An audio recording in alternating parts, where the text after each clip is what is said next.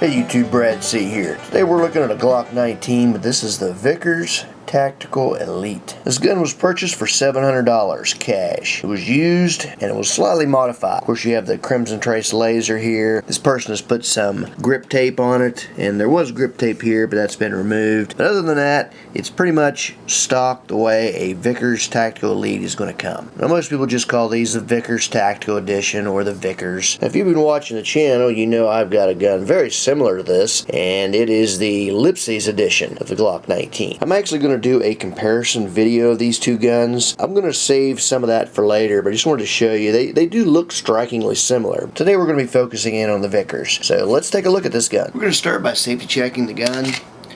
Clean magazine, and we're all clear.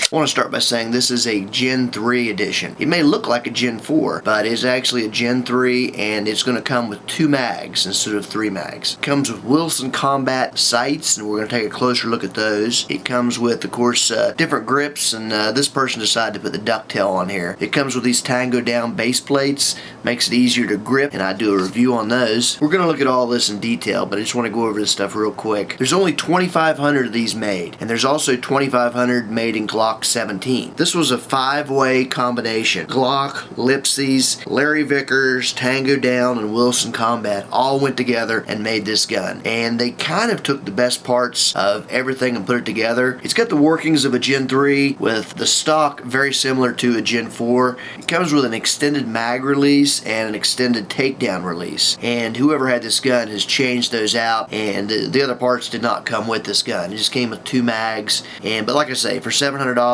you can't beat this buy, because this is a Crimson Trace laser, and they're going to run probably about $300 minimum just for the laser, and then the gun itself. If you get this gun for $650, you're probably doing a good job. But like I say, $700 for this as a package was a heck of a deal. Now this Crimson Trace laser, it's grip activated. As soon as I squeeze down the grip, that laser is going to come on. Now, as nice as this laser looks and in theory would work, to be honest, I'm not real satisfied with it, because I took this gun out and shot it. Now, if you just want to grip this gun up and, you know, show your buddies that as soon as you grip this thing, that laser comes on, you know, yeah, that'll work. It's nice, but keep in mind, this is not a hand activation, so your hand doesn't just hover over this and now it comes on. You have to actually squeeze this button with your middle finger, basically. And as you're squeezing that, now it's on. Now you're going to have to be pulling the trigger. Keep in mind, you're going to be squeezing and pulling as you try to sight in that laser. Now, anybody that has shot a gun with a laser on it, you know that that's not going to be good even in a non-stressful condition. I'm going to be reviewing some lasers that, in my opinion, are much better than this, and this laser costs like $300, maybe $400. I mean, Crimson Trace lasers are expensive. They are quality. I'm not running them down. They are very durable. They have an unbelievable warranty on them. I believe Crimson Trace even will supply you with batteries.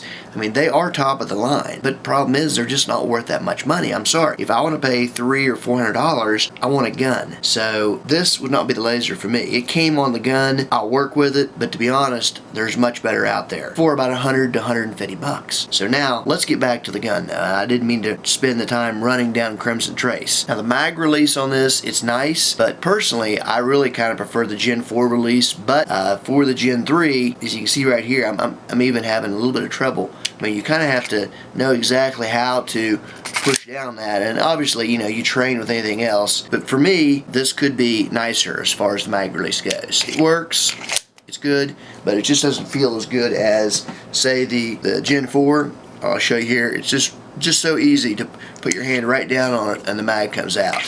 This is the standard way the Gen 4 guns come, so I prefer that. Now the frame on this is the RTF2, and if you've ever felt these, the stippling on this is really nice. The Gen 3s don't have a really nice grip feel to them, but this RTF2 does, and it feels really nice. Now I personally like the Gen 4 grip, and if you want to see the comparison video, I'll show you the difference, but at a glance it looks very similar to the Gen 4. Just wanted to give you a close-up of the extended mag release. It's big, but it doesn't doesn't really, I mean, you really have to know exactly how to push in on that, so you really need to train with this gun. And the same thing with here, the slide lock, it sticks out a little bit further than the normal one would be. I wanted to give you a shot of these Wilson combat sights. In the front here, you have a tritium sight, so it's going to glow after dark, and it's not going to need any kind of a light source to charge. The problem is, it's a little bit difficult to pick up in the daytime. Now, it's not tremendously difficult by any means. The back here is darkened, and that is purpose. Very close quarters and quick acquisition, and I don't doubt that it would be quick acquisition. Now, one thing I do like about the Wilson combat sights is they allow for easy racking of the slide if you need to use your belt buckle or the side of a table to rack the slide if you had a wounded hand or whatever. So that's one thing that it does have is really high rear sights there. Now, one thing that I may do, I saw a guy do online one time, is he took glow-in-the-dark paint and he painted this black, not the tritium, but around this black in glow-in-the-dark paint. So that made that show up bright during the daytime even, and it gave it almost like a glow even during the daytime. I don't know if you can see the serrations here in this, but that's actually designed to cut down glare, and I believe some of those are in the front too. Yeah, right on the very front. Now, the gun comes with 2 magazines, and they come with factory base plates, but they include these Tango down base plates, and I do a review just on these. I'll put a link in the info section, but basically they just have these little serrations here, and it sticks out a little bit and gives you something to really pull this out in a high stress situation. It might give it a little bit of snag issues if you're going to be concealed carrying this, but all in all, I think it's a pretty good trade-off. I like the way they put the little dots on the bottom. You can color those in. You could take a black magic marker, permanent of course, so this way you can number your mags. If you had 8 magazines, you could have these labeled as 1, and then color in 2 dots, and color in 3 dots, and color in 4 dots, and eventually you'd color in 8 dots. So this gun feels great in the hands. I mean, it just feels really nice. Now, I've got a Glock 19 Lipsies edition, and it feels great in the hands, but I'll tell you what, this may feel even nicer. I mean, it is really a nice feeling gun. I highly suggest you pick one of these up, especially if you can get it for an affordable price.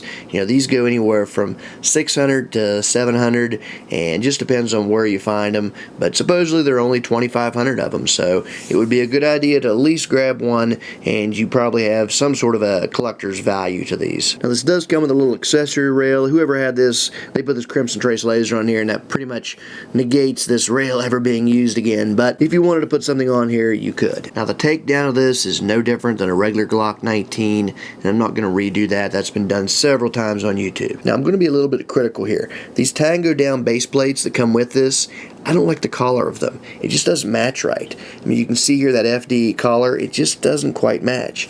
Now, what I do like is the Tango down in the black, but I ordered these. These are just something that I got for my Lipsies. But you can see how that looks with the black, the two-tone look, just looks nicer. Whereas this gun has a 3-tone look. So let's just switch the mags out here and you'll see that it does look nicer. There we go. That looks a lot nicer. I mean, I know I'm being picky there. I've got a little bit of OCD issues going on, so I really always like my FDE to match. It is what it is. It shouldn't be so picky. I don't think this plug came standard on the Vickers. This is just something that whoever had this gun has put it on here. It says 9mm, so it's kind of a personalized little plug, but I've got plugs in all mine. I know there's arguments to be made for plug versus no plug, but it is what it is. Okay, I hope you enjoyed the video. Remember, coming up, I'm going to have the Lipsies edition versus the Vickers Tactical Elite, and I'm also going to do a Crimson Trace laser versus some other lasers. So we're going to see what's out there. Okay, I'll put links in the info section to other Glock videos I've got, and you can check out everything at bradctv.com.